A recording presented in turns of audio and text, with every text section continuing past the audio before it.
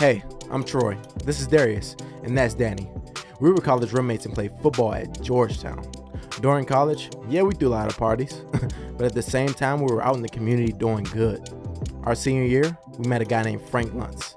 You might know him, you might not, but he's a very big political strategist.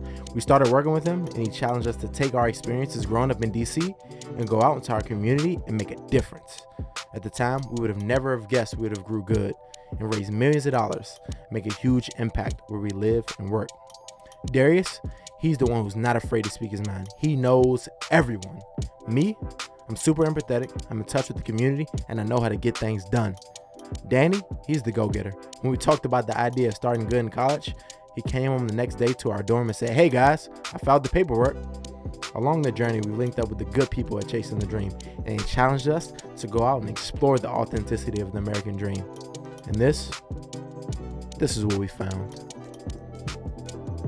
The idea of this, mayor's interview came up when I was in Myanmar, actually, in Asia, with our mentor, Frank. We were at lunch, about to leave, actually get on a plane and come back to America. And he said, you guys should do something with the mayors. And Frank speaks at this conference, the United States Mayors Conference, each and every year. And he has a good relationship with a lot of the mayors. And he said, you guys should do something for the show with the mayors. I don't know what it should be. As he always says, just put something together. So we contacted each office to find a perfect time to get everybody together during this crazy event where all these mayors are running around. All the chief of staffs are just heads blown off. But we were able to get everybody in the room for a great experience. Steve Benjamin, first mayor of African descent of Columbia, South Carolina, and Mayor de la Isla of Topeka, Kansas, the first single mother mayor of Topeka, also the first Latina mayor of Topeka. And she has a really, really good story of struggle and transcendence, just like us. This is a very dangerous position for me to be in. It's the first time I've had a chance to sit down with you guys and all the great things that you've done. But our mayors are the focus, at least for now, as well as our students from NYU Abu Dhabi.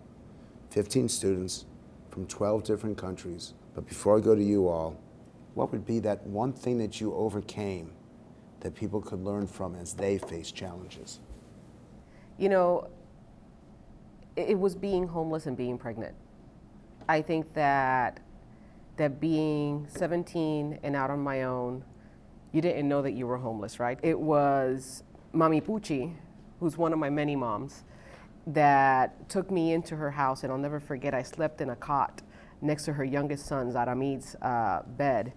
And I remember I have to get this together, but had it not been for Pucci, had it not been for the other people like my grandmother and my grandfather who believed in me, and several people who came by my side and saw something in me that I could never see, and I still struggle seeing, I wouldn't be able to have the empathy that I have right now, because I understand all too well my family was not a bad family. Were any of you guys homeless? Similar to her, like you don't realize you're homeless when you're going through it. I don't know those experiences. Oh, we know Frank, don't worry. Many people who don't know Frank is Republican, pollster, Jewish, wealthy.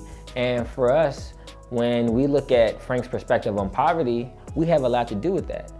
And my challenge to all of you all who have friends, family members, mentors that are affluent, that are white, that come from predominantly decent homes, it's your responsibility to give them that knowledge and give them that information about what it's really like on the other side. So when we sit around that table and have Darius, Danny, and myself and the two mayors talking about the struggles that we went through and how tough it was growing up, I think Frank's whole goal and idea is to really understand this and use all of this information to increase his impact in everything that he does for the world. Okay, so do me a favor, hang up the mayor cap for a second and talk to me like a black man. Those two are not mutually exclusive. I'm a black man, I'm a mayor. I'm a proud African seed and American son. It's all good. Are you black or African American first? Because a lot of people would like to know. Black or African American? Yes. I don't see them as being different. So if I want to show you respect, do I refer to you as black, or do I refer to you as African You American? can call me Steve. You can call me brother. That's not helpful. That's not helpful. I don't Educate him real quick. I'm glad. Educate him. I asked these guys. Everybody wants to put us in a box. We can dip back to We don't fit 16, in a box. 19. It's not putting people in a box. It's showing respect for. Are you Latina? I am. Or I Hispanic? am Afro. I am part black. I am Hispanic. I am European because I have some Italian, and I did my 23andMe. French popped up. I mean, Spain popped sorry to up. hear that. Taína. but you can't put us in a box. I not mean, trying and I to. know that, and I know that you're not trying to. And I love the fact that you were vulnerable enough to say, how do I show you respect? I appreciate that. Because it brings up the conversation for us to be able to say, hey, I'm a person, and it's okay. I don't think it necessarily is solely dependent on what type of background you come from when you're the mayor of a city or any leadership position in general. But I think it definitely helps when you've experienced things in your life that allow you to have a diverse perspective. When you have somebody that's coming from a place of privilege and they've experienced privilege their entire life, that can be challenging, especially when you now have to relate not just to your Wall Street heads, but also to the single mom with 3 or 4 kids that's living on food stamps. And you have to be able to create policy that is just as advantageous for them as it is for your best buddy that you might have went to Wharton with. I'm gonna rock you just a little bit, okay? Please, it makes for great TV. Emancipation Proclamation was a policy. Brown v. Board was a policy. What did it change? Absolutely not. Exactly. So you're talking to people that are in the forefront trying to change hearts. Because we understand all too well that you could have people like us sitting in Washington, D.C., but you will still have to deal with 100 people in the Senate and 435 people in the Congress.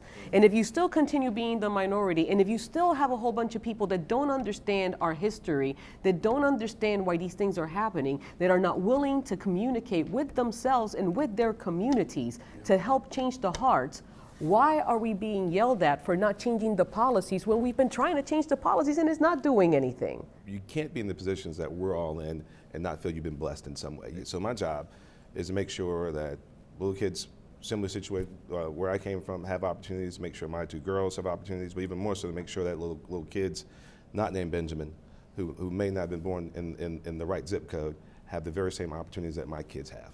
And so that requires not just good words, even not just policy, but policy that really focuses on dismantling some of the systemic challenges that we have in our society, and they're every country. But I'm right now my focus is on my corner of the world in Columbia, South Carolina, and I'm challenging zip codes, expanding that to South Carolina, and then using our platform, particularly as a place where people might not expect thoughtful public policy that shows people you can do well and do good, doing some things that people don't expect. That then allow you to really give you a platform to do some things. What are some ways that both of you all have taken those lived experiences that you shared and those challenges and have implemented them in the policies in your cities to help those that have been marginalized? So I think that what I bring with my history into leadership is the fact that I am able to sit down in the rooms where big decisions are being made and change perspectives. Because it's very different when you're sitting in a room with a whole bunch of people talking about economic development policy and talking about how they're going to go into a neighborhood and fix something or do something and say, pardon me, poverty is expensive. So we have to figure out how to break the systems that are keeping people away from these jobs, because there is not one person in this country that doesn't have a mental health condition or a disability of some sort that prevents them from doing so, that would love to feel productive. And it starts changing the conversation. Oh, well, some people just want to live this way. I'm sorry, there is nobody that wants to live in a certain way. Yeah. I've never actually asked you guys, is the American dream alive? And do you feel like you're living it? And I honestly don't know what you're going to tell me. I think we're the new American dream, whereas the American dream used to be a house and kids and the white picket fence. And when you thought about the American dream, that was, to be honest, the white American dream. And for us, coming up, it obviously wasn't easy. You know, we had to rely on football to go to college. We were the true example of pull yourself up by the bootstraps. And this is an example that many more people who believed in that original American dream thought everybody could do, but it's just not true. We are the exception to the rule, and we really aren't the exception to the rule. We just were able to channel that energy and that negativity and that hopelessness that many of the people in our communities had and put it into positivity, put it into focusing on football and academics. You know, I understand that here in DC, like individuals that come from under-resourced or impoverished areas have a much better chance of experiencing the American dream than someone in a rural city, you know, in the Midwest. And that's because of the resources of this city specifically, right? And it really wasn't until we began to change our strategic mission and not saying that we're going to move families out of poverty, but we're going to move families towards self-sufficiency. I think that we all take responsibility for being stakeholders of our country and our nation and our neighbor. And we start caring about the people that live next to us and around us and being our neighbor. It's not just living next to me. It's the people that I don't get to see and caring about those kids. Because at the point in time that when our kids start losing hope, is when we start having what we have right now. And we can't let that happen. I will say that the inability to have a face-to-face dialogue, speaking frankly to someone, understanding where they are, where they're from, that everyone has a story, we don't do it anymore. And with social media now, you have anonymity and you have reach, and people will say anything nowadays, particularly when you don't have to own your words. What you sit next to someone and you're looking eye to eye, it's amazing how you're thoughtful about what you say and how the words you use actually work to bring people together a lot more. For the students here, I'm grateful for your participation. And for the good guys, you are changing communities one family at a time. We are blessed to have you. Thank you for what you do. Thank you.